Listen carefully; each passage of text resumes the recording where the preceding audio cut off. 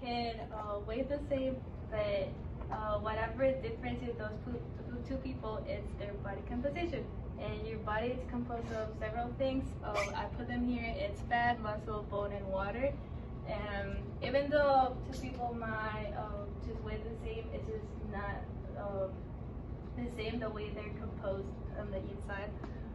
Body weight, it's your total body mass. It can be pounds or kilograms, and well, your body composition is more accurate of weight and meters.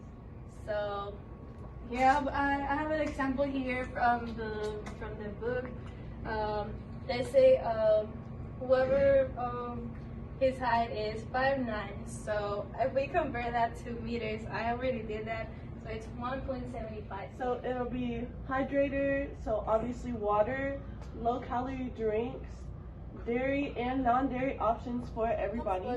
Contractions, which is the beating feeling in your heart. The right side sends blood to the lungs, and then the left side sends oxygenated blood throughout your body so you can function throughout the day. And it maintains circulation, meaning, But just drinking water constantly is not enough, because although water hydrates you, it also flushes everything out. So with that, you're flushing out electrolytes and pretty much like a lot of nutrients that you need. So to replenish what you lost, you need to drink infused water. So lemon and cucumbers are very high sources of electrolytes and antioxidants. They're good for your skin, good for your digestion. So it's very important to include One thing I noticed that y'all made really consistent was you want to slow people into eating healthy. So I really enjoyed how you took a different approach from the other two groups, and you actually made like a realistic menu that kind of sort of makes sense. Not to diss the other groups, but it was relatively more realistic than like us having a full menu. Emotionally, it brings you to people that has the same interests as you.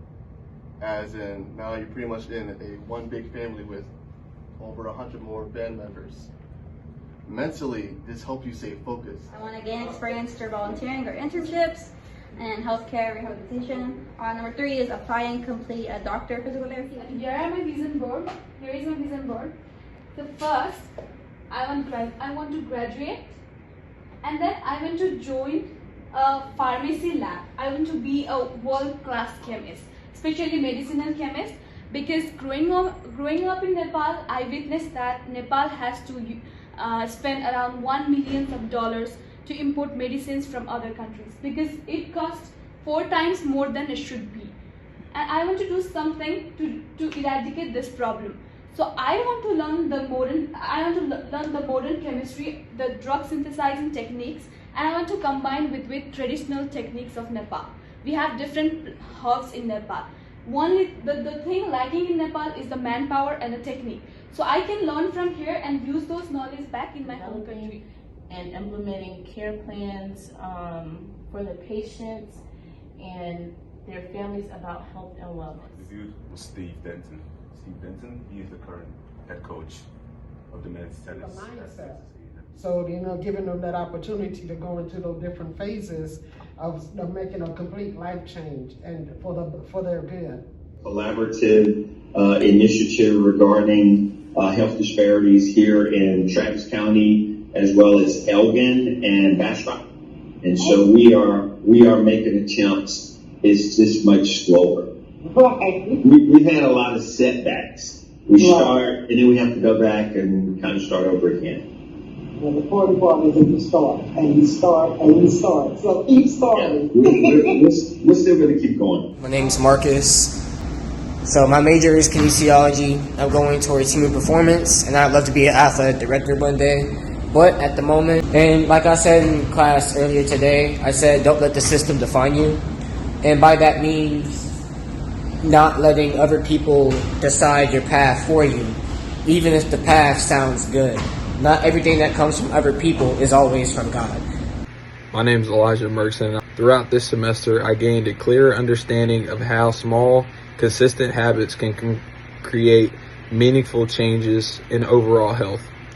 One takeaway from the class was learning how walking and light jogging can improve endurance, stress levels, daily energy, strengthen the heart, improve mobility, and build discipline. My name is Zaya Fleming. This course is really fundamental to my development as a student because it really made me push myself in terms of discipline, what I wanted, how I wanted to obtain certain goals, and how I was going to get them. Hi, my name is Jorian Harper, and I've been in Bill's 11 o'clock class. My takeaways from this class really helped me understand the concept of teaching. My name is Danae. I personally loved this course and how it was taught in the beginning, and it was very well explained on what needed to be done and what was expected from the students. So I personally loved that. I loved having a professor that is straight to the point and he lets his students know what he wants for his class. My name's Carolyn Earls, and this is the course of Dimensions Health and Wellness with Professor Bill Rogers. So much for listening to my testimony.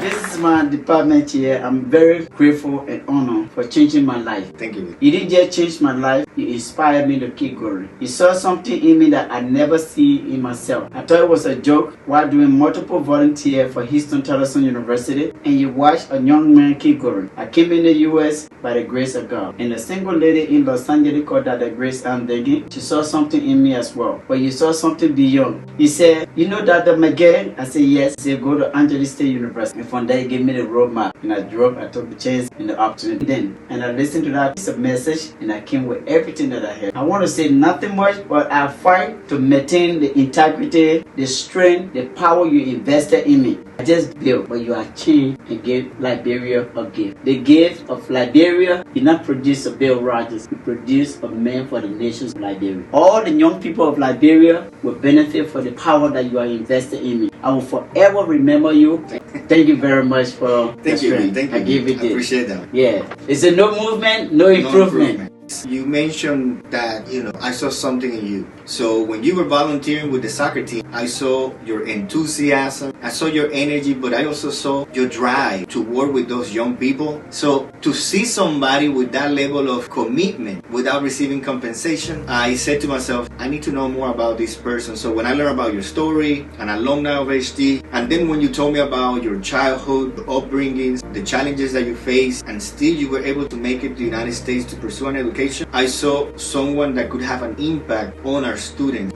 Is that their students can see themselves in you. And I think that's something that many times as leaders, we have to be able to identify those who have that light that others can follow. I wanted to make sure that you have the opportunity to continue to groom, to continue to develop, to continue to grow. Those accumulation of experiences that you have had these years at HD to serve you, or you decide to go back to Liberia, the path that you have laid out is one that other young people in your country can follow. Because it's no longer just, now they have a role model to somebody who went through challenges but did not use them as an excuse to say, oh, I cannot do it. No, you overcame those challenges. You saw sports as a path of opportunity, and you took those opportunities. Most of your sayings and things that you share with students are a reflection of the adversity you've experienced. No movement, no improvement. As a child, when they leave you out there to die, you move. I'm not gonna die. And then the athletic opportunity to go around and train to represent your country at the Olympic level despite the challenges. Coming to a country like the United States with no family to support you, but you still pursue and you persist. So when I saw you and I met you, I saw the greater good and the impact that you could have on those young people that you had the opportunity to work at HT for years, not only with our student athletes when you were volunteer, but also for our students that you impact in the class through the time that you've been at HT. Everything is a transition, as I said, whether you go back to serve the people in Liberia or you do go and get that PhD, you never know how that cycle comes around. It's been a blessing and it's been a joy working with you. As I always said, even through challenging times, you always had a smile. You always were very positive, even when things were not good. Even this semester in itself, the passing of your dad, the passing of your brother, the passing of your uncle, yet you always remain with a smile, you always remain positive, and you always remain truthful and honest to the work that you did at HT. You never use any of that stuff. I'm done. No, even to the last day of classes, you came through your work, you completed your work, you submitted your work, and you were responsible at everything. So I hope that, you know, those that see you as a role model in your country, to the Bill Rogers Foundation, but other young people who may have not had the opportunity to meet you, can see the work that you have done, and that yes, it is possible when you're committed to your goals, when you're honest, but most importantly, when you're resilient. Despite adversity, I think that great things are gonna happen. So the doors of HT will always be open, man, you know. So I do hope to see you. As I said, the challenge will continue. Go serve the people of Liberia. Hey, who knows? One day I'll call you Dr. Bill.